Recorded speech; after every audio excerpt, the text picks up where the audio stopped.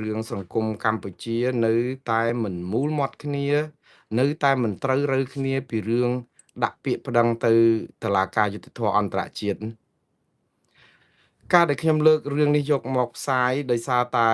យើងដឹងហើយថាថ្ងៃនេះថ្ងៃ13ខែមិថុនាឆ្នាំ2026នៅសល់តែ2ថ្ងៃទៀតប៉ុណ្ណោះគ្រប់ខួប1ឆ្នាំគត់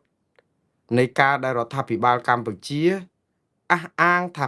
បានដាក់ពាក្យប្តឹងទៅតុលាការយុត្តិធម៌អន្តរជាតិតាក់ទងនឹងសំណុំរឿងប្រាសាទតាកបីតំបន់មុំ3ប្រាសាទតាមាន់តូចប្រាសាទតាមាន់ធំគឺតំបន់4ទីតាំងនេះដែលមែនតែនកាលពីថ្ងៃទី15ខែមិថុនាកាលពីឆ្នាំ2025ហ្នឹងគឺរដ្ឋាភិបាលកម្ពុជាហ្នឹងគឺមើលទៅដូចជាស្រស់គ្នាមែនតើស្រស់គ្នាទាំងរដ្ឋសភាស្រស់គ្នាទាំងព្រឹទ្ធសភាស្រស់គ្នាទាំងរដ្ឋាភិបាល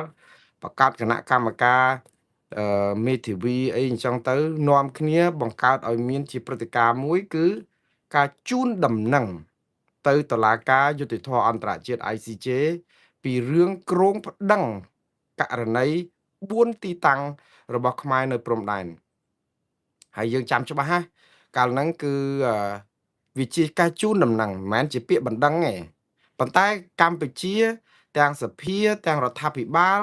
ទាំងព្រឹទ្ធសភាអីហ្នឹងគឺហាក់បីដូចជានាំគ្នាធ្វើរឿងប្រញាប់ប្រញាល់មែនតើគឺថាប្រជុំកោះភ្លាមអនុម័តភ្លាមចេញញត្តិគាំទ្រពេញផ្ទៃប្រទេសភ្លាមតាក់ទងនឹងរឿងតុលាការយុត្តិធម៌អន្តរជាតិហ្នឹងរឿងនេះកើតឡើងនៅពេលដែលថៃអត់ទាន់វាយខ្មែរទេនៅថារឿងនេះកើតឡើងគឺនៅពេលដែលមានករណីកើតឡើងរៀងក្តៅបន្តិចហើយគឺនៅពេលដែលចាប់ផ្ដើមលោកសួនរោនត្រូវបានគេបាញ់សម្លាប់នៅឯតំបន់មុំ3នៅក្នុងដីខ្មែរនៅត្រង់សេរបស់ខ្មែរជាទីតាំងឈរជើងរបស់ទាហានខ្មែរគេមកបាញ់ចូលដល់ផ្ទះរបស់យើងស្លាប់ទាហានយើងទាំងយ៉ាងអនាធម៌មកដល់ម៉ោងនេះអត់ទាន់មានយុត្តិធម៌ដល់លោកសួនរោនទេមួយឆ្នាំជាងហើយក្រោយពីនឹងមកស្រាប់តែមានយុទ្ធនាការពេញផ្ទៃប្រទេសទាំងសភាទាំងរដ្ឋាភិបាលហ្នឹងគឺហាក់បីដូចជាចង់ប្រាប់ទៅថៃថាកុំក្អកឲ្យសោះបើអ្នកឯងហ៊ានតែផ្ដេសផ្ដាស់ទៀតគឺខ្ញុំនឹងប្តឹងអ្នកឯងទៅតុលាការយុត្តិធម៌អន្តរជាតិទេតាមពិតអានេះគឺជាយុទ្ធសាស្ត្រវាយស្មៅបង្អើលពោះទេអញ្ចឹងទៅក៏ចាប់ផ្ដើមចេញជាលិខិតជូនដំណឹងមួយមានតែនៅក្នុងស្រោមសបុតមួយគត់យកទៅផ្ញើទៅតុលាការយុត្តិធម៌អន្តរជាតិហ្នឹងតាមតំណាងរបស់ខ្មែរយើងនៅឯអង្គការសហប្រជាជាតិហើយយើងឃើញកាន់ស្រោមសបុតកាន់អីហ្នឹងគឺថាផ្អើលពេញផ្ទៃប្រទេសម្នាក់យល់គ្រប់គ្នាថាតុលាកម្ពុជាដាក់ប្តឹងថៃទៅតុលាការយុត្តិធម៌អន្តរជាតិនេះហើយក៏ប៉ុន្តែនោះគឺជាសេចក្តីជូនដំណឹងព្រោះអីការដែលដាក់ប្តឹងគឺយើងត្រូវតែប្រាប់អំពីកម្មវត្ថុនៃបណ្ដឹង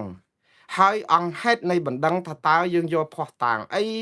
ប្តឹងនឹងប្តឹងរឿងអីហើយវាមានរឿងអីសាវតារឿងបន្តិចយ៉ាងហោចណាស់ក៏ប្រជាពលរដ្ឋមកផ្ទៃប្រទេសហេតុអីបានជាប្រទេសកម្ពុជាមកស្រុកខ្មែរ18លាននាក់គេប្តឹងរឿងព្រំដែនយើងរឿងដែនអធិបតេយ្យរបស់យើងដែលយើងជាម្ចាស់ជោគវាសនារបស់ប្រទេសអត់ដឹងគេប្តឹងពីរឿងអីដឹងតែគេថាគេនឹងជូនដំណឹងទៅថាប្តឹងរឿងតាមាន់ធំតាមាន់តូចប្រាសាទតាកបីនិងប្រាសាទតាមាន់ធំតូចហ្នឹង4កន្លែងណាប៉ុន្តែប្តឹងរឿងអីប្តឹងរឿងថៃគេឈ្លានពានយកដែនតំ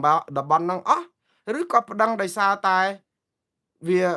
មិនវាគេចូលមកប្រមាណម៉ែត្រអីប្រមាណម៉ែត្រនិយមការអីវាអត់មានហើយយើងដឹងថានៅពេលដែលកម្ពុជាថាជូនដំណឹងទៅតុលាការយុត្តិធម៌អន្តរជាតិកាលពីថ្ងៃទី15ហ្នឹងគេគឺធ្វើឲ្យគប់ជួនទៀតមិនមែនព្រឹត្តិការណ៍ហ្នឹងចេះដាក់ពាក្យចេះអីជូនដំណឹងចឹងទេគឺគេគប់ជួននឹងខួបនៃការដែលថៃចាញ់ក្តីខ្មែររឿងប្រាសាទព្រះវិហារ2លើកព្រោះអាមួយលើកនោះគឺចាញ់នៅថ្ងៃទី15ខែមិថុនាឆ្នាំ1962ហ្នឹងអញ្ចឹងកម្ពុជាឆ្លៀតយកព្រឹត្តិការណ៍ប្រវត្តិសាស្ត្រនេះដើម្បីពមៀនថៃថាណែឯងចាញ់ខ្ញុំម្ដង2ដងហើយណាឥឡូវខ្ញុំជូនដំណឹងទៀតប្រយ័ត្នខ្ញុំប្តឹងទៀតណែ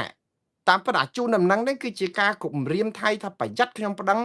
ហាក់បីដូចជាចង់ទប់ប្រាប់ថៃថាណែឯងកុំចង់វាយមួយខ្មែរគឺខ្ញុំនឹងប្តឹងទៅអត់ខ្លាចណែឯងទេអីចឹងទៅអាហ្នឹងអត់ទាន់បាញ់គ្នាទេមានករណីស្លាប់លោកសួនរោនប៉ុន្តែមានបញ្ហាធំមួយហើយគឺតកតងនឹងរឿងភាពរកម្មរកុសរបស់គ្រួសារតកូលហ៊ុនជាមួយនឹងគ្រួសារតកូលថាក់ស៊ីនជាពិសេសគឺអ្នកស្រីបៃថងឋានហ្នឹង ទាល់តែពេលលេចខ្សែអាត់សំឡេងរឿងបែកធ្លាយអីហ្នឹងមកអញ្ចឹងទៅក៏ផ្ទុះអាវុធផ្ដួងនៅខែកក្កដាឆ្នាំនិយាយទៅគឺនៅពេលដែលខ្មែរជូនដំណឹងទៅថៃថាដូចជាប្រាប់គេថាណែឯងតាហ៊ានប៉ះគឺនឹងប្តឹងហើយជូនដំណឹងទៅសិនអីចឹងចុងក្រោយថៃវាយប្រាវវាយម្សាខ្មែរអត់មានបានដឹងថាតើចោះព្រោះជ្រុលមាត់តែរឿងមិនដឹងដាក់ទៅមែនមិនដឹងថាជាមិនដឹងដាក់សេចក្តីជូនដំណឹងទៅហើយអាសេចក្តីជូនដំណឹងហ្នឹងណាបើជាបណ្ដឹងមែនតើណាតុលាការយុត្តិធម៌អន្តរជាតិ ICJ នេះផ្សាយផ្អើលពេញគេហទំព័រគេហើយវាអត់ដែលមានបណ្ដឹងណាមួយស្ងាត់ធ្វើដូចជាបណ្ដឹងប្តីប្រពន្ធលែងលះគ្នាសុំស្ងាត់កុំឲ្យអ្នកណាដឹងទេអត់មានរឿងចឹងទេបណ្ដឹងតាក់ទងនឹងតុលាការយុត្តិធម៌អន្តរជាតិគឺជាបណ្ដឹងសាធារណៈហើយពាក់ព័ន្ធនឹងភាគីរដ្ឋនិងរដ្ឋទៅទៀតដូច្នេះវាអត់មានអ្នកណាម្នាក់ត្រូវលាក់អ្នកណាម្នាក់ត្រូវលៀមឬក៏សាលាក្តី ICJ នេះត្រូវអត់ប្រាប់ឲ្យអត់មានសោះព្រោះជាគោលការណ៍គឺតែពេលជូនដំណឹងសូម្បីតែជូនដំណឹងនឹងក៏ដោយក៏ត្រូវតែប្រាប់ប៉ុន្តែអានីតិវិធីជូនដំណឹងនឹងវាអត់មាននៅក្នុងអានីតិវិធីតុលាការនឹងទៅទៀតតែយើងបង្កើតឲ្យវាមានដើម្បីហ្នឹងឯងស្អំចិត្តប្រជាពលរដ្ឋខ្មែរផងឲ្យសុបាយចិត្តតិចថាណែខ្មែរនឹងប្តឹងថៃអញ្ចឹងទៅយើងហាក់បីដូចជាដូចថារំភើបថាដូចថាជាការលើកទឹកចិត្តដល់កងទ័ពយើងដែរថាណែវាយឈ្នះមិនឈ្នះអារឿងមួយសំខាន់គឺខ្មែរមានបណ្ដឹងទៅតុលាការយុត្តិធម៌អន្តរជាតិអាចថៃអត់ហ៊ានវាយយើងអីចឹងទៅដើម្បីលើកទឹកចិត្តអីចឹងទៅក៏ប៉ុន្តែនៅពេលដែលមានបញ្ហាដាក់ទៅយើងអានីតិវិធីជូនដំណឹងហ្នឹងខ្ញុំបាននិយាយហើយថាវាគ្មានតុលាការណាគេត្រូវការជូនដំណឹងទេព្រោះពេលដែលមានបណ្ដឹងព្រហ្មទណ្ឌយើងអត់ចាំបាច់បុកគ្នាបែកក្បាលបែកក្បូងអស់ដេកដួលនៅតាមផ្លូវមនុស្សដេកអាដូកអាណែលហើយអ្នកបើកបរស្រវឹងឧទាហរណ៍មកបុករះអីអញ្ចឹងអូយើងត្រូវចាំទៅជូនដំណឹងតុលាការសិនហីឬក៏ជូនដំណឹងទៅប៉ូលីសសិនហីថាខ្ញុំនឹងជូនដំណឹងលោកថាខ្ញុំនឹងប្តឹងពីរឿងគ្រោះថ្នាក់ចរាចរណ៍ស្លាប់មនុស្សស្លាប់អីដោយសារការបើកបរស្រវឹងចឹងនីតិវិធីតុលាការសូម្បីតែសាមញ្ញចឹងគេត្រូវការជូនដំណឹងចឹងដែរព្រោះបើសិនជាអញ្ចឹងមែនមានបាត់ល្មើសយើងដូចជាថាចិត្តល្អពេកយើងទៅជូនដំណឹងជនជាប់ចោតឬក៏ជនសង្ស័យឲ្យដឹងមុនថាខ្ញុំនឹងប្តឹងអ្នកឯងវាក្នុងន័យហ្នឹងគឺបានន័យថាយើងវាហាក់បីដូចជាអត់ហ៊ានប្តឹងទៅវិញព្រោះអីបណ្ដឹងអត់ត្រូវការជូនដំណឹងសោះយើងទៅជូនដំណឹងគេដូចខ្ញុំធ្លាប់និយាយរបៀបកំ pl ែងដែរថាអញ្ចឹងមុននឹងទៅទិញអីវ៉ាន់អីនៅផ្សារឧទាហរណ៍ទៅបឹងកេងកងផ្សារអូស័យផ្សារថ្មីផ្សារអូឡ িম্প ិកអីថាស្អែកហ្នឹងយើងនាំគ្នាទៅដើរទិញអីវ៉ាន់នៅក្នុងផ្សារដើម្បីស្លការីឬក៏ការីសារ៉ាម៉ាន់ឬក៏គោអីចឹងយើងត្រូវជូនដំណឹងម្ចាស់តូបនៅក្នុងផ្សារហ្នឹងទាំងអស់ថាស្អែកហ្នឹងខ្ញុំដើរទៅទិញបន្លែផ្លែឈើអីចឹងទៅចាំបាច់ជូនដំណឹងគេចឹងដែរផ្សារគេបើកទៅម៉ោងណាក៏បានដែរគេបិទតែម៉ោងចប់ម៉ោងគេហ្នឹងហើយយើងត្រូវជូនដំណឹងគេមុនបើថាយើងជូនដំណឹងអញ្ចេះយើងត្រូវការទិញម្ដេងហើយម្ដេងហ្នឹងគឺថាវាល្អណាស់នៅតូបលេខ256នៅផ្សារអូស័យចុះឧទាហរណ៍ហើយទៅយើងប្រាប់ថាដឹងថាផ្សារហ្នឹងម៉ោង5បិទហើយប៉ុន្តែយើងវារវល់ខ្លាំងហើយត្រូវការអាម្ដេងហ្នឹងឲ្យខាងតែបានសម្រាប់យកមកស្លល្ងាចហ្នឹងឲ្យទាន់ភ្ញៀវមកច្រើនណាអញ្ចឹងបើណែឯងបិទម៉ោង5ខ្ញុំនឹងទៅផ្សារហ្នឹងទៅក្រោយណែឯងបិទទៅអញ្ចឹងសុំឲ្យណែឯងបើកហាងឲ្យបាន1ម៉ោងឬក៏កន្លះម៉ោងទៀតទៅដើម្បីខ្ញុំទៅទិញម្ដេងអាហ្នឹងយើងគួរតែខលទៅម្ចាស់តូបកុំអាលបិទអីចឹងទៅជូនដំណឹងគេមុនប៉ុន្តែផ្សារគឺតែដល់ម៉ោងបិទគឺគេបិទហើយយើងទៅជូនដំណឹងដើម្បីទៅទិញអីវ៉ាន់នៅផ្សារហ្នឹងគឺថាវាឆ្កងមែនតើយើងដូចថាវាស្ដាប់មកហ្នឹងគឺព្រោះប៉ុន្តែវាអត់ត្រូវនីតិវិធីហើយនីតិវិធីជូនបណ្ដឹងអស់ហ្នឹងណាបើនៅតុលាការខ្មែរអត់សោះហ្មង24ម៉ោងទៅចាប់ក៏បួចគ្នាយកមកដាក់គុកងើបមួយវាយមួយអត់ដែរប្រាប់ទេគឺណែឯងទៅរុនកាហែងថ្មណាក៏ចាប់មកបានដែរឲ្យតែរិះគន់រដ្ឋាភិបាលនិងគណៈបកប្រជាជនកម្ពុជាអីចឹងដូចថ្ងៃមុនអីហ្នឹងសិតតែឲ្យលឹងឲ្យអីលោកហ៊ុនសែនអីហ្នឹងគឺទៅចាប់ប្រផាត់ប្រភីងមក24ម៉ោងហើយបើអញ្ចឹងគឺយើងធ្វើអត់បាច់ជូនដំណឹងគេជូនអីទេប៉ុន្តែបើតទៅពេលជូនដំណឹងគឺជូនដំណឹងចេះវិញណាអារឿងអត់ត្រូវជូនដំណឹងយើងទៅជូនទៀតដោយឧទាហរណ៍ណែមន្ត្រីរាជការទាំងអស់នៅគ្រប់ក្រសួងដកខ្លួនចេញពីការនៅជាខ្នងបង្អែកក្រុមឆបោកអនឡាញអីចឹងទៅអូយនឹងជូនដំណឹងហើយរឿងអញ្ចឹងជូនដំណឹង យើងជូនដំណឹងមុនគេដឹងបាត់ហើយគេថាអូឥឡូវណែថ្នាក់លើគេប្រាប់មកគេនឹងចាត់ការយើងប្រព្រឹត្តអំពើផ្ដេសផ្ដាស់ទុច្ចរិតពីមុនមកហ្នឹងរកវិធីបិទសាប៊ូហើយតដើររកចែកជើងផ្លូវគ្នាឬក៏យ៉ាងហោចណាស់ផ្អាកមករយៈទៀតសិនចាំមេឈប់ស្រែកចាំប្រព្រឹត្តអំពើទុច្ចរិតទៀតអាហ្នឹងគឺជាការបង្កើតឲ្យមានបរិយាកាសអំពើទុច្ចរិតហើយរួចខ្លួនទៀតព្រោះអីប្រាប់មុនអាហ្នឹងមួយទៅអាហ្នឹងយើងជូនដំណឹង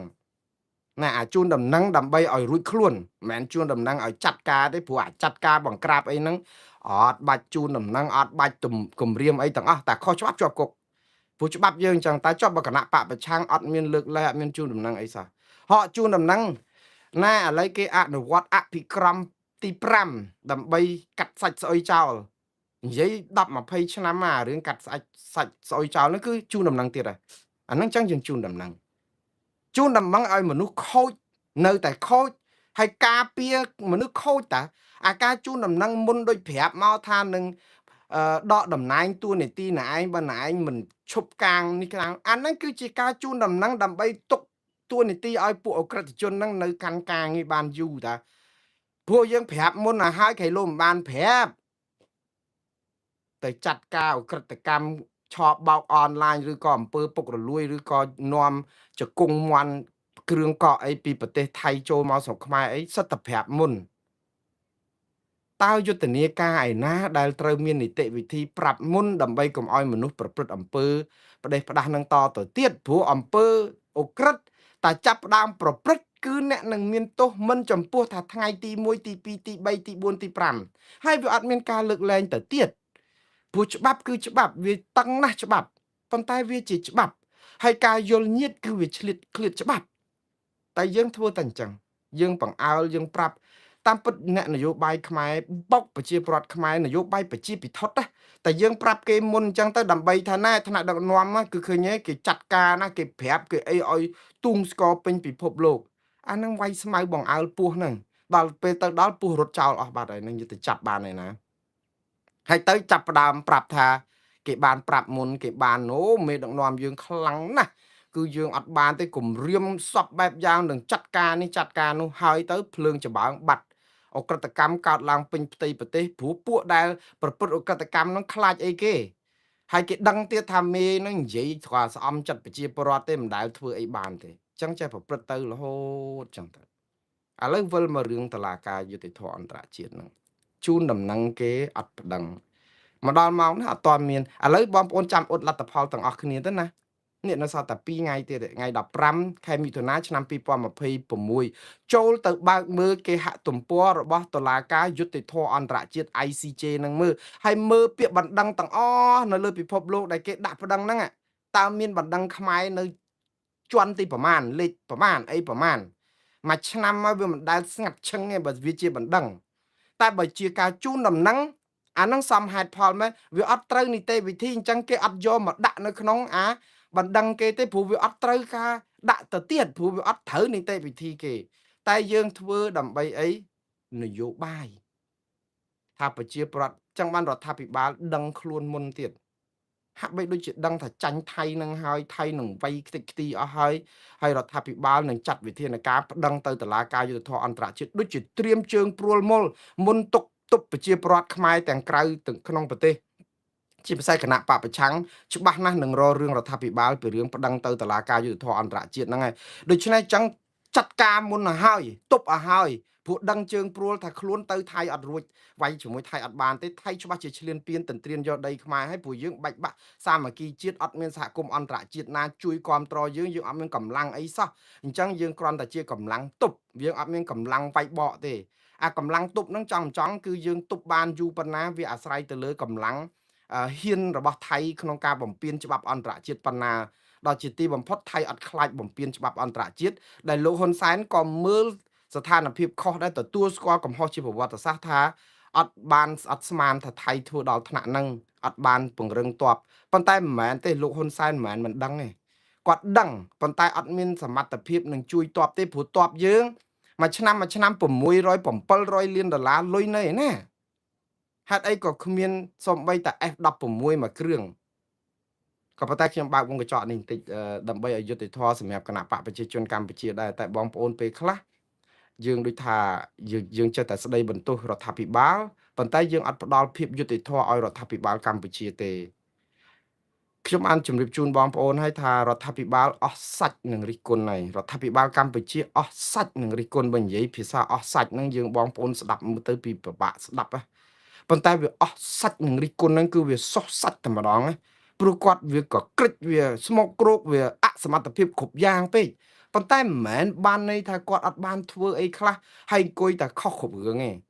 កន្លែងខ្លះក៏យើងផ្ដល់ភាពអយុត្តិធម៌សម្រាប់គាត់ដែរនៅពេលដែលយើងស្ដីបន្ទោសច្រើនពេករឿងតាក់ទងនឹងសពាវុធយោធាយើងស្ដីបន្ទោសរដ្ឋាភិបាលថាហេតុអីបានជាអត់មានអាវុធយុទ្ធភ័ណ្ឌទំនើបដូចថៃហេតុអីអត់មាន Gripen Fighter Jets ហេតុអីអត់មាន F16 ហេតុអីអត់មានយន្តហោះប្រដេញទំនើបប្រព័ន្ធកញ្ជ្រួចមីស៊ីលដែលបាញ់ឆ្លងទ្វីបអីបានយើងចែកតែងតែសួរទៅកម្ពុជាស្ដីបន្ទោសរដ្ឋាភិបាលនេះគ្រប់ពេលហើយយើងចេះតែសួរថាចុះហេតុអីបានទិញអត់បានព្រោះ F16 មួយគ្រឿងតម្លៃពី40លានទៅ80លានដុល្លារឥឡូវអាទំនើបចុងក្រោយបច្ចេកវិទ្យាចុងក្រោយតែ80លានដុល្លារទេអញ្ចឹង10គ្រឿងអស់តែ800លានដុល្លារហ្នឹងហើយ800លានដុល្លារស្មើនឹងថវិកាជាតិតែមួយឆ្នាំអញ្ចឹងថវិកាជាតិយើងបើកុំចាយមួយឆ្នាំទិញអាយន្តហោះនេះបានដល់ទៅ10គ្រឿងហើយ10គ្រឿងមែនថៃអត់មានក្អកបានទេហើយអា Gripen Fighter Jet ស្អីហ្នឹងគឺតម្លៃប្រហាក់ប្រហែលគ្នាហ្នឹងគឺបច្ចេកវិទ្យាទំនើបកញ្ជ្រួចមីស៊ីលអីគឺសុទ្ធតែបាញ់ឆ្លងទ្វីបអីហ្នឹងគឺតម្លៃវាថ្លៃមែនក៏ប៉ុន្តែបើសិនជាយើងចង់ទិញគឺយើងអាចលៃទិញបានចង់និយាយចេះយើងខ្វះហើយខ្ញុំដឹងតែខ្វះហើយក៏ប៉ុន្តែបើយើងសន្សំសំចៃកាត់បន្ថយក្រសួងមន្ទីរអំពើពុករលួយអីខ្លះទៅយើងយកលុយហ្នឹងមកចូលថវិកាជាតិប្រមូលពន្ធប្រមូលអីបានឲ្យត្រឹមត្រូវកុំដូចកជើធ្លុះអាហ្នឹងគឺយើងបានអាចនឹងយកមកទិញបានប៉ុន្តែសំណួរសួរយើងទៅវិញចែបើយើងបន្ទោសរដ្ឋាភិបាលហេតុអីបានមកហ្នឹងអត់មានយន្តហោះទំនើបនឹងដូចថៃបងប្អូនយើងកុំបន្ទោសរដ្ឋាភិបាលកម្ពុជាខ្លាំងពេករឿងថាហេតុអីមិនទិញអាវុធទាំងអស់នេះណាព្រោះកម្ពុជាមានលុយក៏ទិញអត់បានដែរយើងត្រូវចាំឲ្យច្បាស់រឿងហ្នឹងអញ្ចឹងកុំបន្ទោសរដ្ឋាភិបាលខ្លាំងពេកយើងអាចទិញអាវុធអស់នោះបានទេសំណួរសួរថាហេតុអីទិញមិនបានបើយើងមានលុយអាវុធដែលអាចលក់ទំនើបសម្រាប់វាយប្រទេសថៃឬក៏ការពារដែនអធិបតេយ្យរបស់យើងនេះណាពីប្រទេសប្រជាធិបតេយ្យសេរីដូចជាអាមេរិកដូចជាស៊ុយអែតដូចជាអាល្លឺម៉ង់ដូចជាសហគមន៍អឺរ៉ុបឬក៏ប្រទេសដទៃទៀតដែលជាប្រទេសប្រជាធិបតេយ្យស្ថានភាពសិទ្ធិមនុស្សដូចកម្ពុជាសពថ្ងៃនេះមានលុយតាំងកាឆេក៏ទិញអត់បានដែរយើងថាដូចនិយាយដូចអត់និយាយអាម៉េចទេវាមិនដែលអាអ្នកគេលក់អាយើងទៅទិញតែឲ្យលុយទៅឲ្យគេបង់ដាច់ផងអត់បង់រំលោះផងយើងទិញឲ្យលុយដាច់ហ្មងហេតុអីក៏គេមិនចង់លក់ព្រោះគេចង់ចំណេញអាអ្នកផលិតអាវុធលក់គឺបានន័យលក់តំណែងគឺគេចង់បានលុយចឹងគេមិនខ្វល់ណែឯងមកពីណាអក្រិតជនមិនអក្រិតជននេះសំខាន់គឺទិញរបស់គេគឺគេដើម្បីតែគេផលិតដើម្បីលក់ចឹងហើយការគិតបែបនេះអត់ត្រូវទេបងប្អូនព្រោះពិភពលោកពិសេសប្រទេសប្រជាធិបតេយ្យនេះគេមានក្រមសីលធម៌ហើយក្រមសីលធម៌នេះគឺកំណត់ដោយច្បាប់នៃប្រទេសនីមួយទៅទៀតសហរដ្ឋអាមេរិកមានច្បាប់មួយស្ដីអំពីការលក់អាវុធយុទ្ធភ័ណ្ឌសម្ភារៈយោធាទៅបរទេសហើយច្បាប់នេះគឺត្រូវរដ្ឋសភាគេអនុម័តហើយតឹងតែងណាស់បានន័យថាម៉េចអាល្លឺម៉ង់ក៏ចាញ់ចឹងសហគមន៍អឺរ៉ុបក៏តែអញ្ចឹងច្បាប់នេះគឺកំណត់ស៊ុយអែតក៏តែអញ្ចឹងដែរកំណត់ថាគ្រឿងសពាវុធទំនើបរបស់ប្រទេសដែលផលិតអាវុធនេះណាទី1គឺមិនលក់បច្ចេកវិទ្យាទំនើបផុតពីអ្វីដែលខ្លួនមានដើម្បីការពារប្រទេសខ្លួនឯងទៅឲ្យរដ្ឋបរទេសទេមានន័យថាម៉េចមានន័យថាបើយើងផលិត F16 model ឆ្នាំ2000បច្ចេកវិទ្យាចាស់អានេះយើងអាចលក់បានព្រោះអីយើងទុកបច្ចេកវិទ្យាថ្មីសម្រាប់ឲ្យអាមេរិកការពារវាយបកបើសិនជាអាបច្ចេកវិទ្យាចាស់ហ្នឹងយកមកវាយបកអាយន្តហោះបដិញ16ដូចគ្នាហ្នឹងទៅអាទំនើបចុងក្រោយហ្នឹងបច្ចេកវិទ្យាចុងក្រោយដែលអាចកំទេចអា F16 បានហ្នឹងគឺអាមេរិកជាទូទៅមិនលក់ទេ ព្រោះទុកដើម្បីការពារទប់នៅក្នុងពេលដែលអាគ្រឿងបច្ចេកវិទ្យាទំនើបរបស់ខ្លួនលក់ចេញទៅហើយអត់មានអីតបគេហើយត្រូវការអភិវឌ្ឍខ្លួននឹងឲ្យទំនើបរហូតឲ្យលើសអ្វីដែលលក់បានអញ្ចឹងយើងតែងតែឮសូរគេឲ្យជំនួយយោធានេះជំនួយយោធានេះដោយអាយន្តឯកស្អីរថក្រោះរបស់ចិនដែលប្រមាណ93គ្រឿងដែលយកមកឲ្យខ្មែរឬក៏រថក្រោះស្អីគេអា Striker អីគេរបស់អាមេរិកឲ្យ16 17គ្រឿងទៅថៃប្រមាណនេះណាគឺជារបស់ model ដែលផុត outdated ចង់និយាយហួសកាលកំណត់តែមិនមែនបានន័យថាប្រើអត់កើតទេវានៅតែល្អនៅតែមានគុណភាពសម្រាប់យើងអត់មានលុយបើគេឲ្យ iPhone កាចាស់យើងមួយដែលគេឈប់ប្រើតាំងពី iPhone 6 ឥឡូវ17អីក៏ដោយតាំងពី iPhone 6អីមកសម្រាប់យើងថ្មីចាស់ហើយបងប្អូនហ៊ុយដែលបានប្រើ iPhone ឯណាអ្នកខ្លះប្រើតែ Oppo ឬក៏ប្រើអីដែលទូរស័ព្ទល្មមដល់បានបច្ចេកវិទ្យាទំនើបបើតែថាវាចាស់គេមែនតែវាថ្មីយើង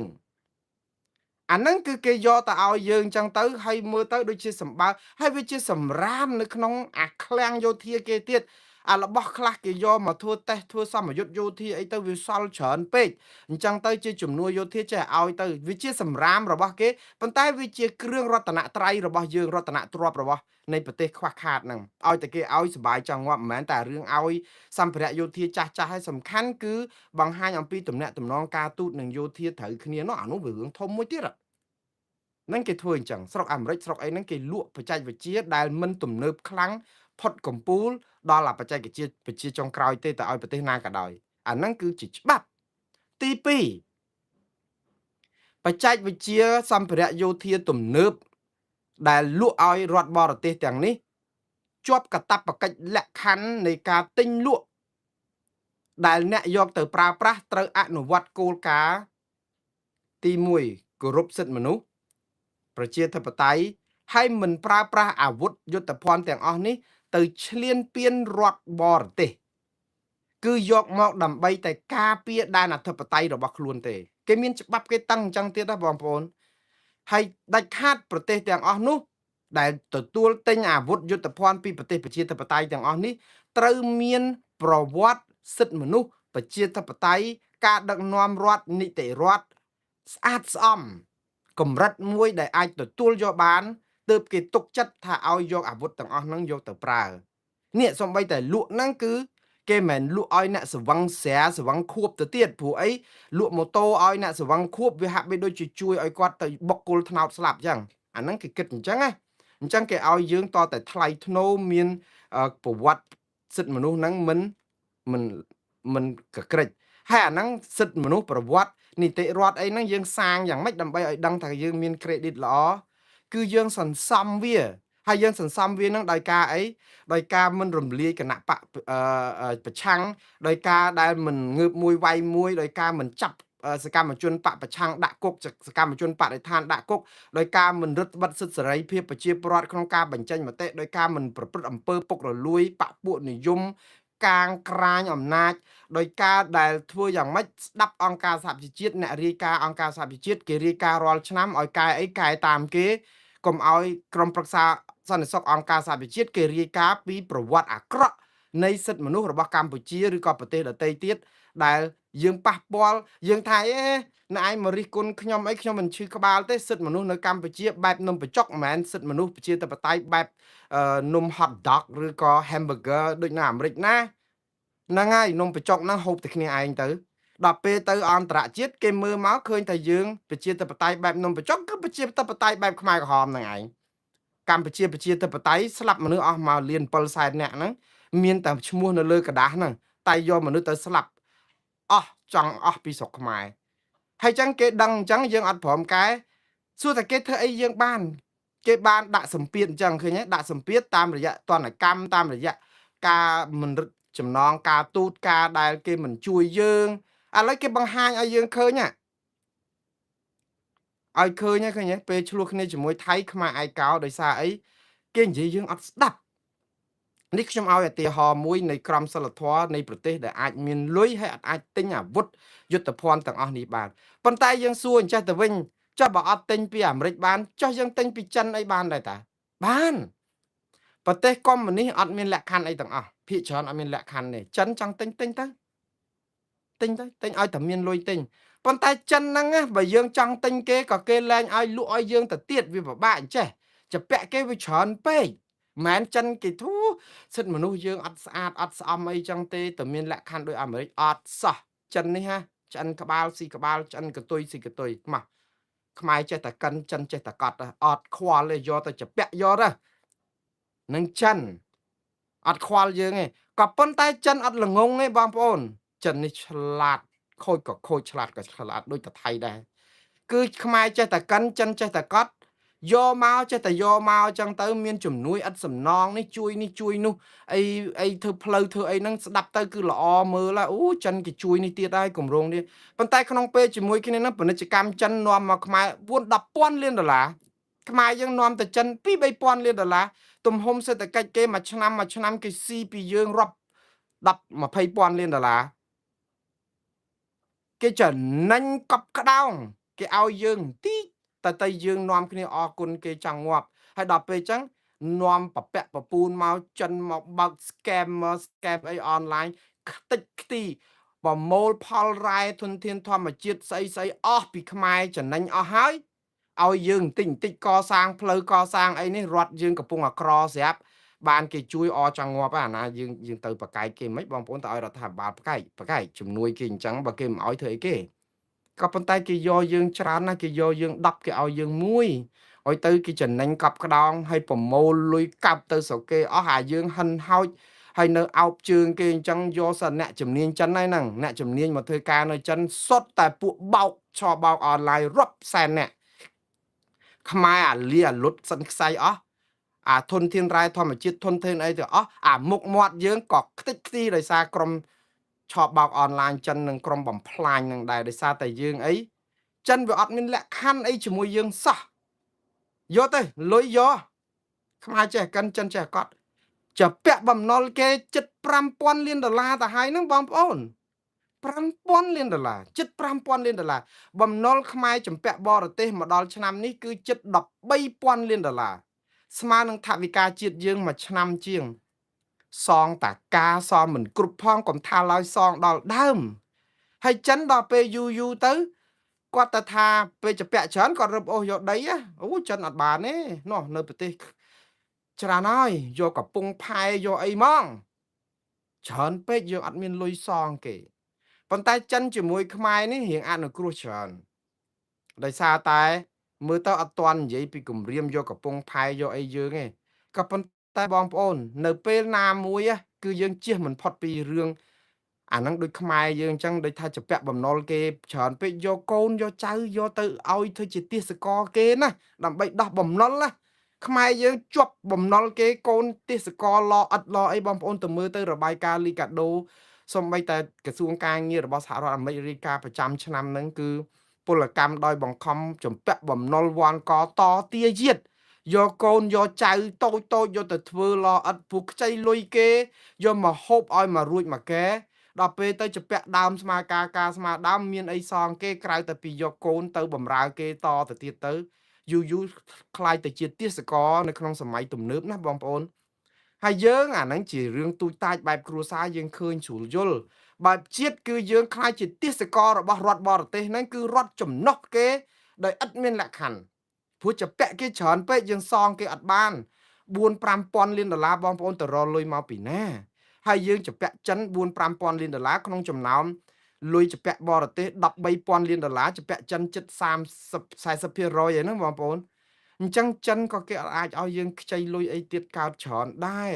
ហើយបើលក់សពាវុធរបស់យើងឲ្យយើងបិទតែថាចិនគេថាយកទៅខ្មែរចេះកិនចិនចេះកត់ក៏ដោយក៏ប៉ុន្តែចិនក៏គេលៀសខ្លួនដែរដូចច្រើនពេកដែរចពាក់ដោយអត់សងអាមុនផងឥឡូវថែមទៀតយូរទៅលងទៅនេះចិនបិទតែថាឆ្អិនក្បាលស៊ីក្បាលឆ្អិនកតុយស៊ីកតុយមែនក៏ប៉ុន្តែគេគិតពីចំណេញហើយយើងឲ្យយើងខាតរហូតចឹងងាប់ហើយអត់មានអីសងគេឃើញគេប្រលេះដៃចោលយើងដែរយើងមានលុយឆ្នោនទៅទិញពីចិនមិនប្រកាសទៅទិញបានរហូតទៀតព្រោះយើងអត់លុយយកទៅទិញទៅទៀតឥឡូវថាបើមានលុយច្រើនចិនអត់មានលក្ខខណ្ឌអីតែយើងអត់លុយចាំបើមានយើងមានលុយយើងទិញពីអាមេរិកទិញពីអាល្លឺម៉ង់ទិញពីអង់គ្លេសសហគមន៍អឺរ៉ុបអត់ បានទេហើយកុំមកអីណាអូមានលុយទៅទិញ F16 សុបិនសុតសាតហើយទិញមិនបានទេហើយការទិញមិនបាននេះគឺដោយសារយើងអត់ដូរចរិតរបស់យើងដូចខ្ញុំនិយាយចឹងថាគេមានឡានលក់ឲ្យយើងមែនម៉ូតូលក់ឲ្យយើងមែនតែគេដឹងថាលក់ទៅយើងជិះទៅបុកគល់ថ្នោតស្លាប់ហើយបុករេពេញផ្លូវអត់បានបើកបរអីវ៉ាន់នេះអ្នកណាទៅហ៊ានបថុយលោកហើយទៅខ្ទេចខ្ទីឡានគេអស់គេថាងាប់ឡានម៉ាកហ្នឹងឲ្យតែចេញទៅគឺឃើញតែបុកកាគ្នាអញ្ចឹងឡានហ្នឹងមានបញ្ហាអីទៅវាខូចអា credit ក្រុមហ៊ុនគេទៀតដូច្នេះគេប្រយ័ត្នរឿងអញ្ចឹងតែយើងអត់ទេយើងនឹងអួតមហាអួតយើងថាឲ្យតែមានលុយទិញស្អីក៏តែបានដែរព្រោះអីយើងខ្វះអីហើយសពាវុធបើទិញពីចិនគឺជាពិសេសយន្តហោះបដិញយន្តហោះអីហ្នឹងយើងពិបាកទៅទៀតអាប្រទេសយើងនៅពេលដែលតូចទុនខ្សោយហើយបែកបាក់គ្នាសូម្បីតែយើងទិញអីបានមកហ្នឹងដោយលុយយើងក៏ដោយញើសឈាមយើងក៏ដោយហ្នឹងគេរករឿងសពយួនក៏អាចរករឿងថៃក៏អាចរករឿងយើងឡាវក៏អាចរកយើងរឿងយើងជាពិសេសថៃហ្នឹងហ្មងយើងមើលក៏រត់ក្រោះយកមកប្រហែល39គ្រឿង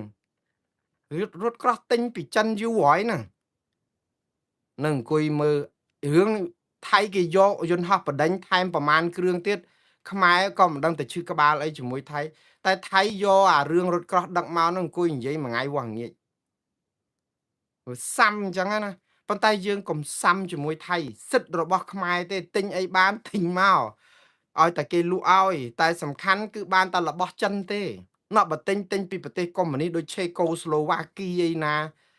ឬក៏ហុងហ្គ្រីអាហ្នឹងទិញព្រោះសារមិត្តម៉ឺនឆ្នាំមិត្តយើងសិតតែមិត្តស្ពៃទាំងអស់អាមិត្តសាច់គោងៀតសាច់គោអីដែកថែបជាមួយនឹងអា hamburger អីហ្នឹងគឺយើងលេបវាមិនចូលទេព្រោះអីគេទៅមិនដល់គេព្រោះយើងបានតែស្ពៃព្រោះយើងសិតតែជើងមិនជាប់ដីក្បាលមិនជាប់មេឃស្តៀងគ្នាអញ្ចឹងនាងរត់រអ្នកអញ្ចឹងត្រូវរើគ្នាតែពួកកុម្មុយនីសហ្នឹងហើយពួកកុម្មុយនីសហ្នឹងសពាវុធហ្នឹងបានមកគ្រាន់តែមកទប់គាត់ប្រអួតទេដល់ពេលមានការអីវាអត់មានទៅធ្វើអីគេកើតទេព្រោះអីយន្តហោះគេទំនើបអា S16 ឥឡូវគេផលិតដល់ version 2026គេត្រៀមផលិតអា2027ទៀតអស់ហើយហ្នឹង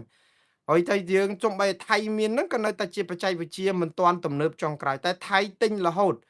ទិញអា Fighter Jets ពីអាមេរិកទិញអា Gripen Fighter Jets ពីស៊ុយអែតម្ដងទៀតបងប្អូនមានលុយក៏ទិញគេអត់បានដែរដោយសារតែស្ថានភាពសិទ្ធិមនុស្សរបស់យើង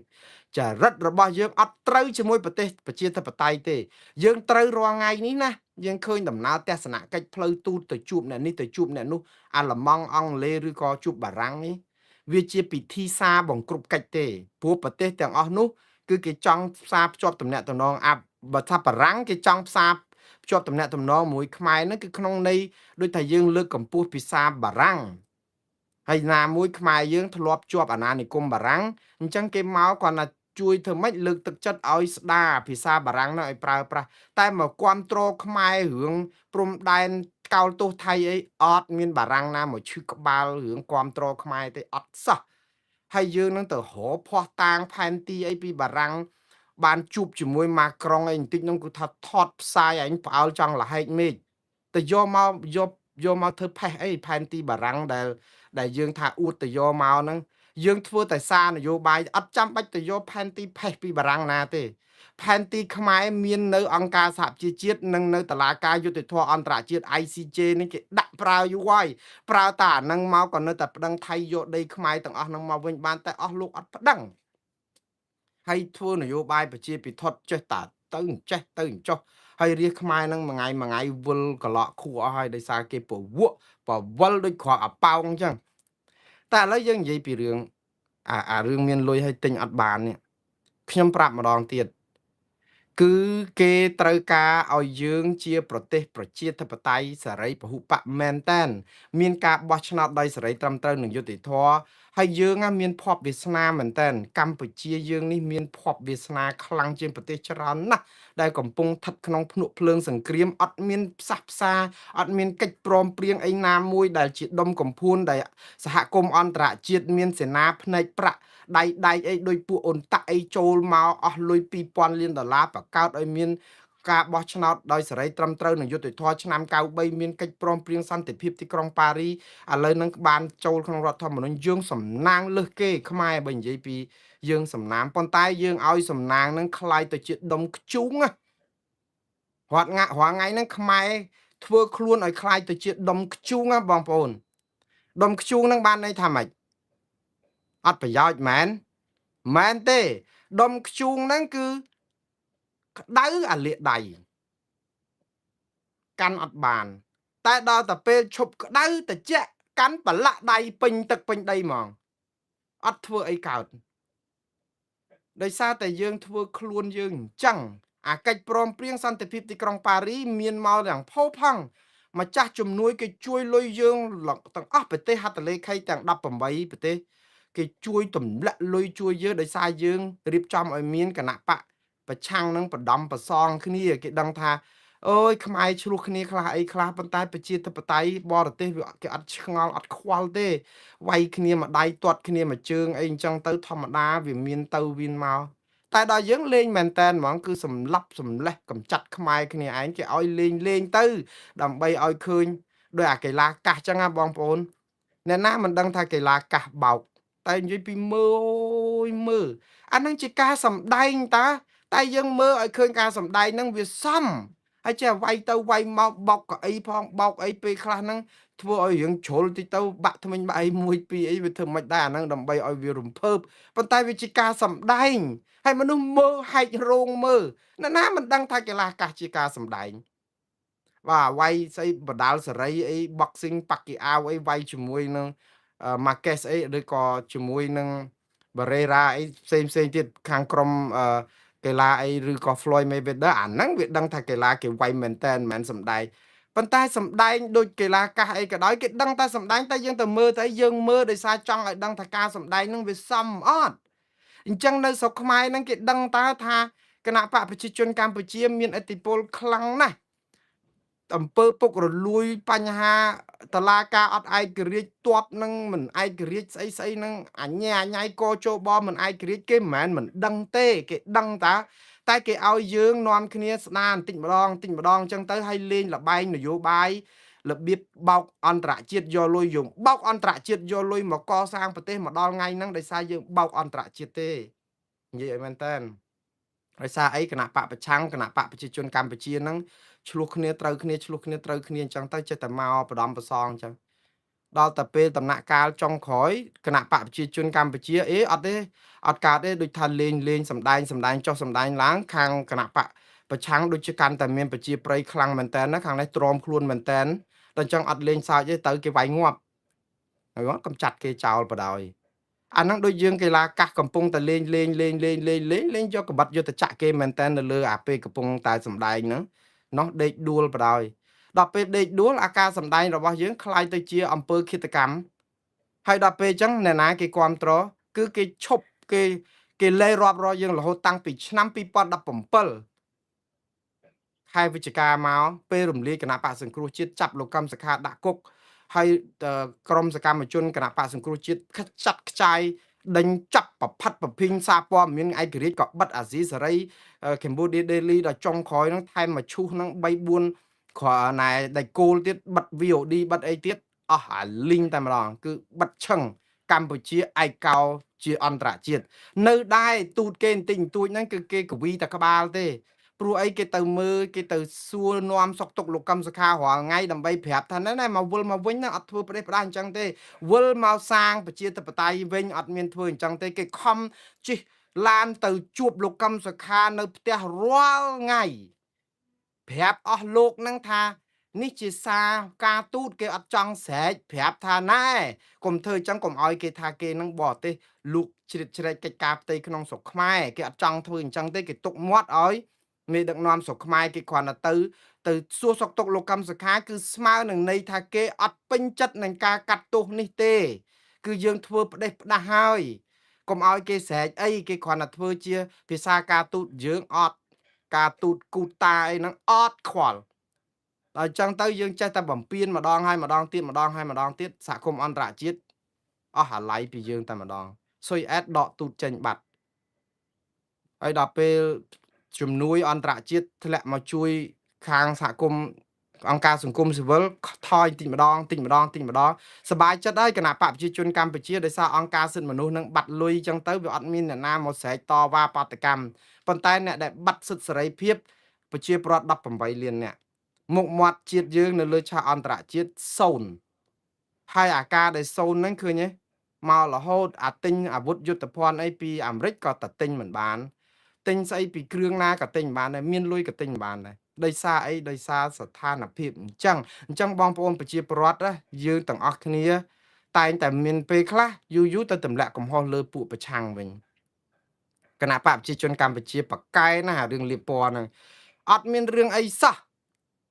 រំលោភសិទ្ធិមនុស្សបំផ្លាញប្រជាធិបតេយ្យឲ្យប្រជាពលរដ្ឋឆ្នាំងបាយកម្មកររកផ្កាប់បន្តិចអីបន្តិចគេដាក់ទណ្ឌកម្មផងគេដក GSP ផង GSP មិន GPS ទេបើដក GPS អត់សូវហ្មងទេព្រោះជាឧបករណ៍វាស់មើលផ្លូវអានេះ GSP នេះគឺប្រព័ន្ធអនុគ្រោះពន្ធទូទៅរបស់អាមេរិកឥឡូវ10ម៉ាន8ឆ្នាំ7ឆ្នាំអត់មានបានវិញផងហើយ EBA របស់សហគមន៍អឺរ៉ុបគេដក 20% ដោយសារតែរំលាយគណៈបកសង្គ្រោះជាតិធ្វើទុកបុកម្នេញអង្គការសង្គមស៊ីវិលអីហ្នឹងហើយយើងសប្បាយចិត្តដោយសារអីគេដាក់ទណ្ឌកម្មនៅពេលដែលយើងធ្វើឲ្យគេដាក់ទណ្ឌកម្មក្រុមគណៈបកប្រឆាំងតវ៉ាលើឆាកអន្តរជាតិទៅជួបតំណាងរាស្ត្រអាមេរិកទៅជួបសហគមន៍អឺរ៉ុបដើម្បីឲ្យគេដាក់សម្ពាធឲ្យរដ្ឋាភិបាលស្ដារសិទ្ធិមនុស្សនឹងឡើងវិញបានអា 20% EBA មកវិញហើយបើអត់ស្ដារសិទ្ធិមនុស្សនឹងប្រជាធិបតេយ្យទេឲ្យគេដាក់ដល់ 30-40% ឬដកទាំងអស់ហ្មងទៅក៏ឲ្យរដ្ឋាភិបាលរៀងចឹងទៅផ្សព្វផ្សាយអកុសលប្រាប់ថាពួកគណៈបកប្រឆាំងនេះផ្កាប់ឆ្នាំងបាយកម្មករបកកែម្លេះអានយោបាយប្រជាពិធដ្ឋនឹងខ្ញុំពងតែឆ្ងល់អ្នកណាដែលផ្កាប់ឆ្នាំងបាយកម្មករពីដើមទីមកឲ្យគេដក EBA 20% ហ្នឹងគណៈបកប្រឆាំងមែនគ្នាយកតែប្រាស់អាយុដែរពេលខ្លះរត់តែសុកហ្នឹងធ្វើបាបគ្នាចង់ងាប់ហើយដល់ពេលមានការអីដល់គេតវ៉ាដើម្បីសុំរកយុត្តិធម៌យើងទៅហៅរឿងគេចោទគេថាជាអ្នកផ្កាប់ឆ្នាំងបាយកម្មករតាមពិតគេចង់ផ្ងាឆ្នាំងបាយកម្មករវិញដោយសារតែគណៈបកកណ្ដាលអំណាចសពថ្ងៃផ្កាប់សោះហ្នឹងហើយទៅតាំងលួងចិត្តកម្មករអញ្ចេះថែមនេះថែមនោះបសជួយអ្នកស្ត្រីមានផ្ទៃពោះអ្នកនេះអញ្ចឹងទៅចរចាប្រាក់បៀវត្តប្រាក់ឈ្នួលអីហ្នឹងមិនបានឡើងរដ្ឋាភិបាលថែម$2រដ្ឋាភិបាលថែម$4ឬអីវាគ្រាន់តែជានយោបាយប្រជាពិធដ្ឋទេថែម$2 $3ហ្នឹងកតុហ្នឹងហើយចុះឥឡូវពេលដែលគេសុំថែម$35មិនទាំងបានទាំងចាយគ្រប់ផងយើងឡើងបាន$2ហើយទៅខាងរដ្ឋាភិបាលអ្នកជួយតកែអត់ជួយបានមុខរដ្ឋាភិបាលឯណានោះវិញដែលការពិតប្រាក់ខែហ្នឹងគួរតែមិនមែន210ហ្នឹងវាគួរតែ$350អីហើយបើសុំបីតែ$350ហ្នឹងក៏មិនដឹងយកទៅចាយស្អីដែរអតិផរណាឡើងដល់រាប់1000%អីហ្នឹងអានឹងវាអញ្ចឹងបងប្អូននយោបាយប្រជាពិធដ្ឋគេអញ្ចឹងគឺចោះទៅជួបកម្មករចោះឡើងឲ្យនៅនេះឲ្យនៅនោះថារដ្ឋាភិបាលធ្វើនោះផ្លិចបាត់ដល់ថ្ងៃបោះឆ្នោតឲ្យគណៈបកកាន់អំណាចទៀតព្រោះអីវាអត់មានជំរើសហើយជំរើសហ្នឹងគឺឲ្យប្រជាពលរដ្ឋទៅសង្ឃឹមអ្នកណាបើរំលាយគណៈបកប្រឆាំងចោលបាត់ហើយអញ្ចឹងប្រជាពលរដ្ឋគ្នាអស់សង្ឃឹមតែម្ដងអើយបើសិនជាបោះឆ្នោតឲ្យគណៈបកប្រឆាំងណាបើគណៈបកប្រឆាំងនៅសល់បន្តិចបន្តួចឲ្យគូលខំគ្នាដូចឆ្កែក្បៅតបៅក្បាលខ្ញុំសុំទោសឲ្យខ្ញុំប្រើភាសាអសុរោះខ្លះហើយពេលខ្លះវាដូចថាអត់មិនបានអានៅគ្នាដែលគេធ្វើបាបចង់ងាប់អីហ្នឹងណាមកខំគ្នាឯងហ្នឹងអញ្ចឹងបាទខ្ញុំផ្ដាំផ្ញើបងប្អូនណាស្អប់គណៈបកប្រជាជនប៉ុណ្ណាក៏ដោយបើគណៈបកប្រជាធិបតេយ្យឬក៏គណៈបកប្រឆាំងនេះណាអត់ត្រូវគ្នាឆ្លោះគ្នាបោះទម្លាក់ចោលអស់ទៅខ្ញុំពេលខ្លះខ្ញុំនិយាយចឹងហ្មងព្រោះដោយសារតែវាដូចថាវាហួសហេតុពេកគេបំផ្លាញខ្លួនឯងទៅជាជំរាកបន្តិចបន្តួចនៅសល់ជើងនៅសល់កតុយនៅសល់អីហ្នឹងដែលគួរតែមកផ្គុំគ្នាវិញឥឡូវមកធាក់គ្នាឲ្យដាច់ជើងដាច់កតុយហ្នឹងទៀតចង់បានអីឲ្យប្រកាស ប្រជាពលរដ្ឋគេសង្ឃឹមអញ្ចឹងហើយធ្វើឲ្យទៅតាមអ្វីដែលគណៈបកប្រជាជនចង់បានទៀតព្រោះគណៈបកប្រជាជនតែគេបំបែកអញ្ចឹងគឺគេបំបែកដើម្បីគ្រប់គ្រងឲ្យយើងឆ្លោះគ្នាខំគ្នាអត់មានសម្លេងមូលចឹងអាហ្នឹងគឺជាចេតនាយន្តការគេអញ្ចឹងតែហេតុអីបានជាយើងលេងលបែងរបស់គណៈបកកាន់អំណាចដើម្បីឲ្យប្រជាពលរដ្ឋអស់សង្ឃឹមគណៈបកកាន់អំណាចមិនមែនអត់ដឹងខ្លួនទេណាគេដឹងថាប្រជាប្រិយគេធ្លាក់ហើយប្រជាពលរដ្ឋអត់ពេញចិត្តទេរឿងអាព្រំដែននេះគឺជារឿងក្តៅកគុកបើសិនជាមានគណៈបកប្រឆាំងតែរឹងមាំតែបន្តិចគឺគណៈបកប្រជាជនធ្លាក់ឆ្នោត 100% ហើយក៏ប៉ុន្តែក្នុងពេលហ្នឹងគឺគេដឹងភ្លាមថាអូស្អំចិត្តប្រជាពលរដ្ឋបន្តិចទៅហើយធ្វើឲ្យគណៈបកប្រឆាំងហ្នឹងនៅហែកគ្នាអញ្ចឹងទៀតទៅប្រជាពលរដ្ឋអត់មានជំរើសយើងជ្រើសរើសរវាងគណៈបកប្រជាជនកម្ពុជាដែលយើងមិនពេញចិត្តក៏ប៉ុន្តែយ៉ាងហោចណាស់ក៏នៅយូរមានសរង1 ព្រួយ 5 ឆ្នាំបន្តិចដែរតើបើគណៈបកប្រឆាំងបែកខ្ញែកគ្នានឹងមិនដឹងកាលទៀត10ឆ្នាំ20ឆ្នាំ100ឆ្នាំទៀតដាច់ពួងងាប់ហ៎ប្រជាពលរដ្ឋគិតពីរឿងកាពះហើយគណៈបកប្រជាជនកម្ពុជាដឹងច្បាស់ណាស់ថាកាពះនេះណាគឺឃ្លានខ្លៅខ្លាចដោយលោកកឹមសុខានិយាយចឹងតែមានបញ្ហាកាពះគឺឃ្លានខ្លៅខ្លាចឃ្លានគឺចង់បានឲ្យតែធ្វើម៉េចចំអែតកាពះមីមកកញ្ចប់ក៏បោះឆ្នោតឲ្យគណៈបកប្រជាជនកម្ពុជាអង្គ5គីឡូក៏បោះឆ្នោតឲ្យគណៈបកប្រជាជនកម្ពុជាទឹកស៊ីអ៊ីវមួយដបក៏បោះឲ្យព្រោះវាអត់មានអ្នកណាជួយសោះកំពុងតែខ្វះខាតចង់ងាប់មួយថ្ងៃរហូតតែបាយហូបអត់បាននៅពេលដែលយើងឃ្លានអ្នកណាយកអីឲ្យបន្តិចអ្នកនោះឯងគឺជាទេវតាអ្នកមានគុណព្រោះអីយើងឃ្លានអ្នកនៅពេលដែលយើងឃ្លានគឺយើងខ្លៅគឺយើងមើលអត់ឃើញទេម៉ូបាំងហើយយើងមើលអត់ឃើញអំពីធ្វើអីទៀតព្រោះកាពះយើងកំពុងនេះអញ្ចឹងគុំទៅវែងឆ្ងាយតែយើងតតាំងអីណាចង់តឲ្យមានប្រជាធិបតេយ្យសេរីស្អីណាចង់បានអីច្រើនទៅឡើងចូលរួមបាតកម្មគេចាប់ដាក់គុកអាកំពុងតែខ្វះខាតរហូតលុយកច្រកឆ្នាំងអត់បានទៅជាប់គុកទៀតបានអ្នកណារទៅឲ្យសងធនាគារសងមីក្រូហិរញ្ញវត្ថុអញ្ចឹងចម្ពាក់គេបំណុលនឹងគឺថាវាទុកជន់ទុកអញ្ចឹងទៅធ្វើឲ្យយើងខ្លៅគឺយើងអត់អាចគិតអីចេញសរសេរអីក៏អត់បានដែរព្រោះសរសេរទៅគេគំរាមចាប់ដាក់គុកយើងជាគ្រួសារពឹងតែប៉ុណ្ណឹងយើងចាប់ដាក់គុកទៀតតើអ្នកណាជួយអ្នកណាឲ្យប្រកាសតើបងប្អូនខ្មែរនៅក្រៅប្រទេសហ្នឹងមានលុយប្រមាណដើម្បីជួយផ្ញើលុយដើម្បីឲ្យបងប្អូនដែលជាប់គុកហ្នឹងរស់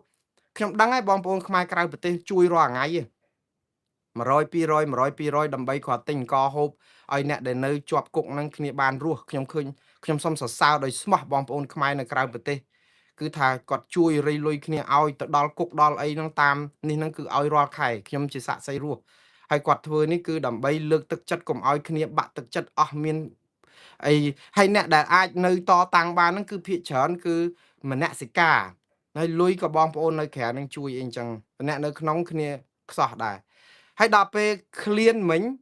ឃើញហ្នឹងកាពះមើលលែងដឹងអីគឺថាធ្វើមិនឲ្យតាបានហូបឲ្យសរងឲ្យប៊ីចេងឲ្យអីគឺឲ្យតែរួចមួយកែ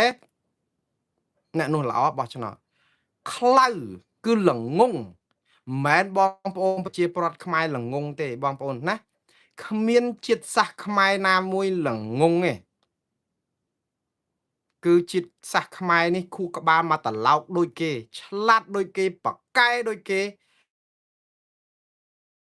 ប្រឹងប្រែងធ្វើការដូចគេតែរបៀបដឹកនាំរដ្ឋធ្វើឲ្យខ្មែរនេះល្ងងហ្មងគឺអ្នកដឹកនាំរដ្ឋទេមិនមែនខ្មែរល្ងងទេគឺធ្វើឲ្យយើងចេះកចេះថ្លង់ចេះធ្វើលេលើចេះធ្វើឈួតសម័យខ្មែរក្រហមជាឧទាហរណ៍បងប្អូនមើលបញ្ញវន្តបណ្ឌិតណាក៏លេលើធ្វើឈួតដែរហេតុអីបានលេលើធ្វើឈួតបងប្អូនដោយសារតែដើម្បីរស់បើណែឯងធ្វើចេះគេយកទៅសម្លាប់ចោលតើណែឯងចេះដើម្បីស្លាប់ឬក៏ណែឯងធ្វើឈួតដើម្បីរស់ដល់អញ្ចឹងយើងធ្វើឈួតលាលើអញ្ចឹងគ្រប់គ្នាទៅឥឡូវបណ្ឌិតយើងចឹងដែរគោទៅកបីទៅគោសទៅជាខ្មៅកលឹបចាក់បញ្ញវន្តយើងលែងនិយាយដឹងខុសត្រូវអីទាំងអស់យើងសួរថាដោយសារបញ្ញវន្តហ្នឹងគាត់លេលើបណ្ឌិតគាត់លេលើមែនទេប៉ុន្តែគាត់ធ្វើលេលើដើម្បីបានរស់ព្រោះបើយើងអត់លេលើគឺយើងជាបណ្ឌិតឈួតតែម្នាក់ឯងណានៅក្នុងសង្គមដែលគេធ្វើឲ្យលេលើចឹងទាំងអស់អញ្ចឹងយើងលេលើចឹងគ្រប់គ្នាចឹងទៅហើយយើងចេះតែឆ្ងល់ថាចំមិនបណ្ឌិតខ្មែរយើងទៅលេលើចឹងទៅមែនទេកុំបន្ទោសគាត់បន្ទោសរបៀបដឹកនាំរដ្ឋដែលធ្វើឲ្យមនុស្សខ្លៅហ្នឹងគឺធ្វើឲ្យយើងលែងដឹងអីទៅសរសេរសារអីឆ្លើយឆ្លងគ្នាអីហើយគេធ្វើបន្ថែមទៀតគេចាប់ណែឯង សារអីតាម Facebook គឺគេចាប់ដាក់គុកគេព្រមានងើបមួយវាយមួយគេទៅដល់ផ្ទះគេតាមដល់ម៉ែឪណែឯងបងប្អូនណែឯងនៅណាក៏គេចាប់មកដែរសរសេរអីក៏ដោយក៏គេដឹងគេតាមអីគេចិត្តតែគម្រាមកំហែងអញ្ចឹងដល់អញ្ចឹងយើងឃើញខ្លៅហ៎ល្ងងហ្មងអីក៏លែងហ៊ាននិយាយដែរបើអាជ័យធ្លាក់ទឹកហើយអើតែស្កអាហ្នឹងល្អហ្នឹងបានសមរស់នៅក្នុងសង្គមគេចូលស្ទឹងតាមបត់ចូលស្រុកតាមទេនេះពាក្យរបស់គេនឹងគណៈបកប្រជាជនគេនឹងគេប្រើគ្រប់គ្នាអ្នកណាក៏ដោយឲ្យតែនិយាយអីខ្ទាស់រដ្ឋាភិបាលគេថាអ្នកឯងអត់ច្រឡំគេទេអត់ចេះចូលស្ទឹងតាមបត់តែចូលស្ទឹងតាមបត់ហ្នឹងគឺចូលសុំកលុំគ្នាប្រព្រឹត្តអំពើអក្រិតតាយើងប្រព្រឹត្តអំពើបាបជុំគ្នាតាពេលដែលមានករណីរំលោភបំពានស្ត្រីម្នាក់កូនក្មេងដែលគ្នាគ្មានអីសិទ្ធិការពារខ្លួនហើយទុនខ្សោយត្រូវក្រុមបងធំបងតូចទៅរំលោភយើងទាំងអស់គ្នាដែលឃើញអំពើរំលោភខ្លាចបងធំវាយយើងគឺយើងនាំគ្នាទៅបន្ទោសក្មេងស្រីថាស្លៀកខ្លីបានគេរំលោភឲ្យស្របទៅនឹងផ្គាប់ចិត្តបងធំ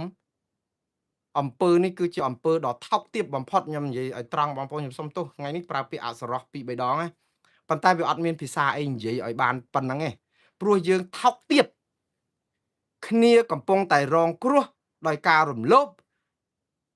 បើថាមិននិយាយអីសោះក៏លួចខ្សឹបទៅប្រាប់ប៉ូលីសទៅរាយការណ៍អាណាមឹកកុំឲ្យគេដឹងឲ្យគេមកជួយចាត់ការទៅឲ្យធ្វើជាសាក់សីអាណាមឹកអីទៅក៏បានជួយក្មេងស្រីហ្នឹងឲ្យគ្នារកយុត្តិធម៌អីដែរតែផ្ទុយទៅវិញឃើញហើយធ្វើមិនឃើញហើយចាប់ផ្ដើមប្រាប់ថាសមហើយនាងនឹងសមគេរំលោភហើយព្រោះស្លៀកខ្លីខាច់លើខាច់ក្រោមវប្បធម៌នេះចង្រៃណាស់បងប្អូនវប្បធម៌ដែលក្តិចត្រួយវប្បធម៌ឈរអោបដៃមើលវប្បធម៌អាជ័យធ្លាក់ទឹកហើយអើវប្បធម៌តែស្កថាតាមគ្នាដើម្បីលៀបសការៈសាច់ម្ដុំ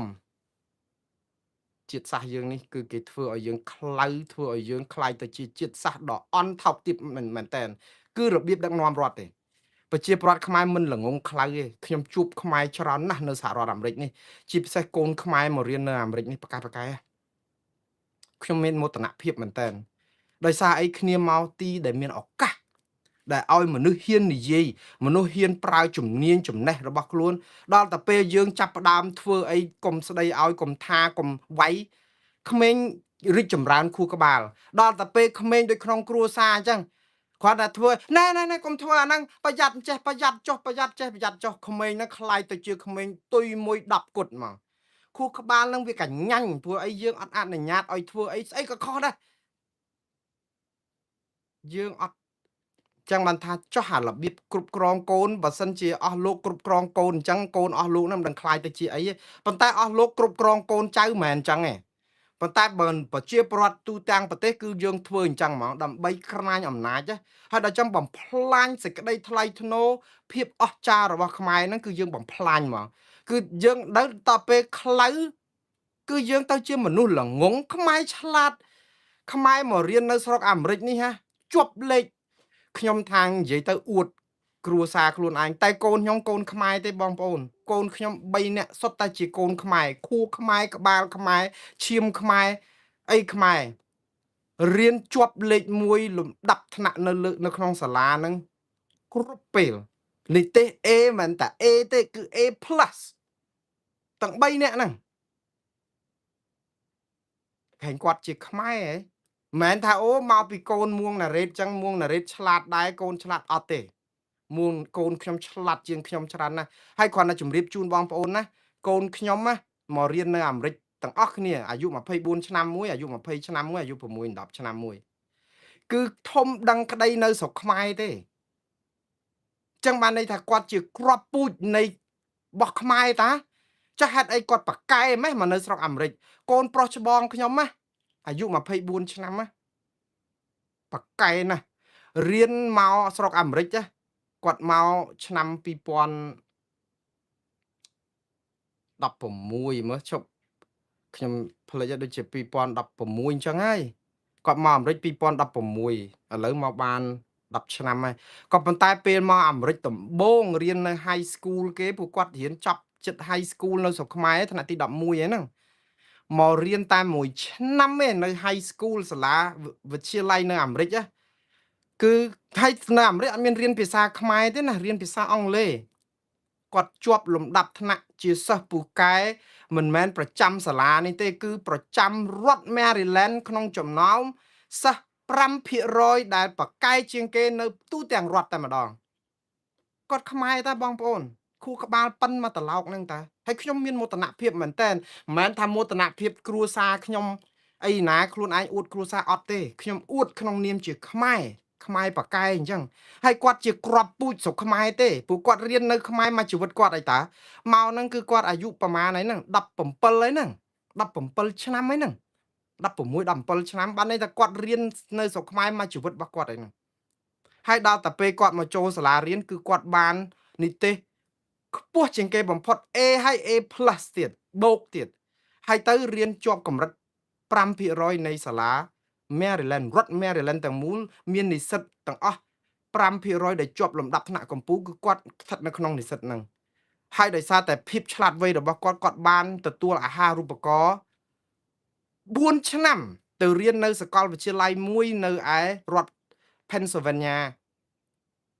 គឺសាកលវិទ្យាល័យ Swarthmore ដែលជាសាកលវិទ្យាល័យល្បីមួយក្នុងលំដាប់ថ្នាក់សាកលវិទ្យាល័យដូចជា Johns Hopkins ឬសាកលវិទ្យាល័យល្បីៗនៅតំបន់ Pennsylvania ហ្នឹង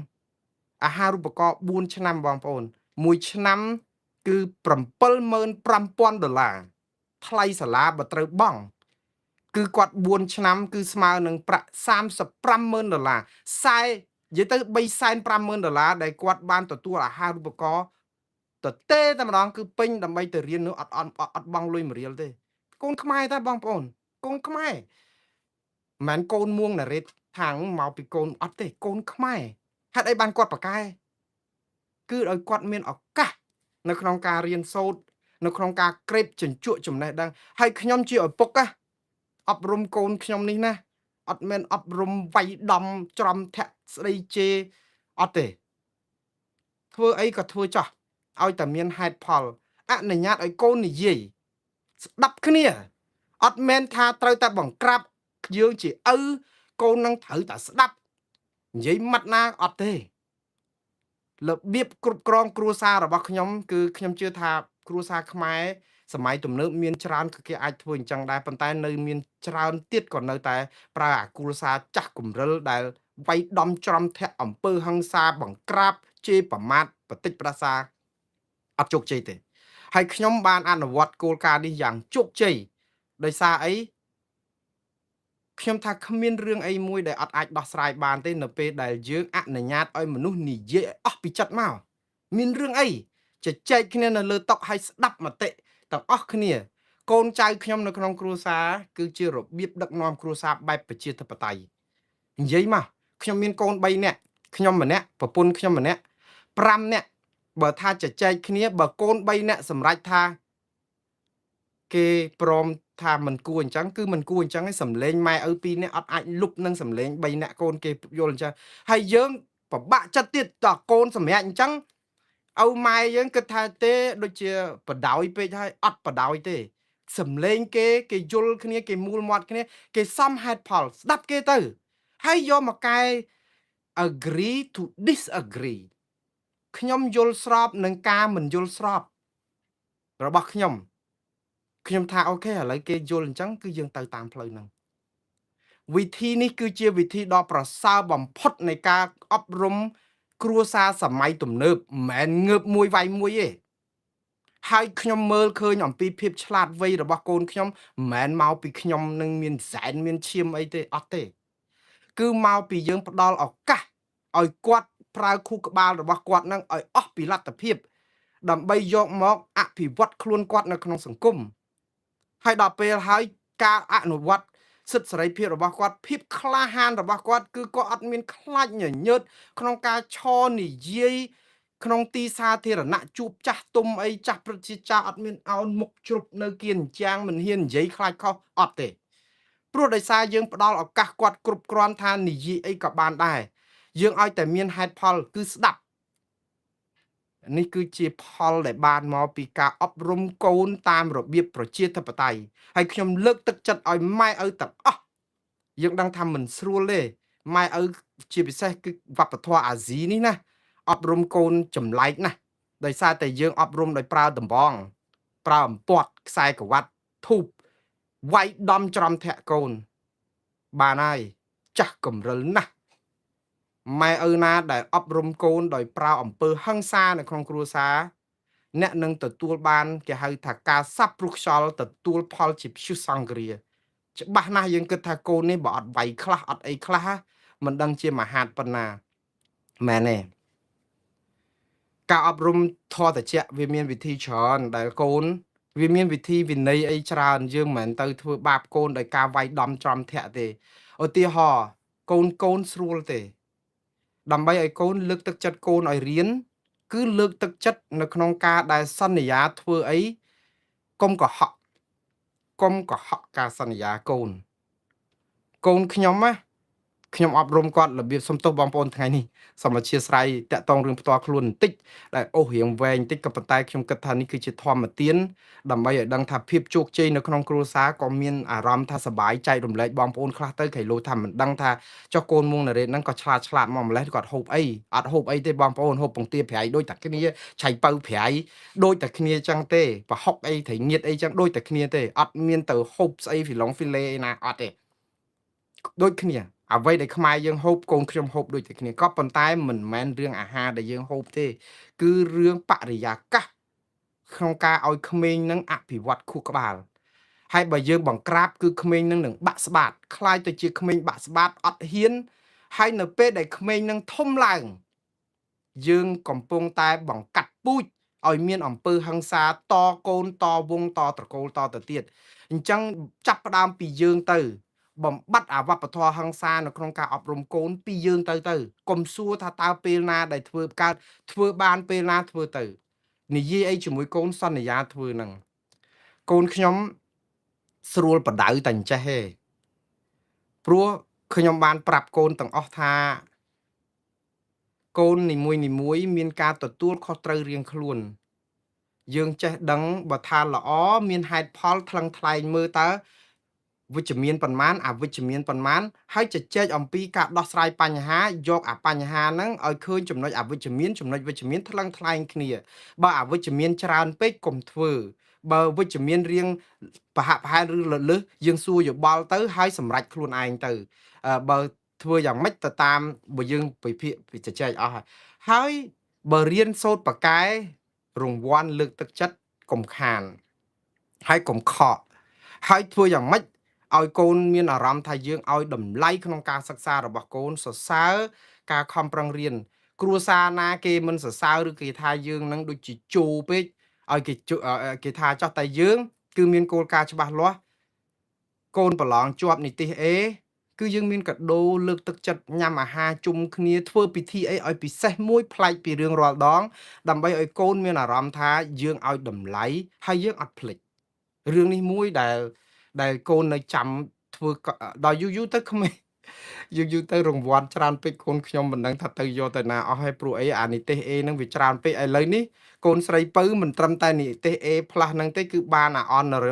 honor roll ហ្នឹងគឺបានពីនាយកសាលាទៅទៀត